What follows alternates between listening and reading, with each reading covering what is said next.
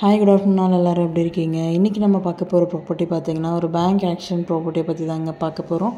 இந்த ப்ராப்பர்ட்டி எந்த லொக்கேஷனில் அமைஞ்சிருக்கு அப்படின்னு பார்த்தீங்கன்னா வலசரவாக்கம் ஆழ்வார் திருநகர் லொக்கேஷனில் அமைஞ்சிருக்குங்க.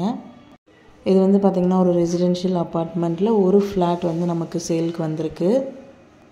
இந்த ப்ராப்பர்ட்டியோட யூடிஎஸ் பார்த்திங்கன்னா 588 ஸ்கொயர் ஃபீட்டுங்க. பில்டப் ஏரியா பார்த்திங்கன்னா 1180 ஸ்கொயர் ஃபீட்டில் அமைஞ்சிருக்குங்க.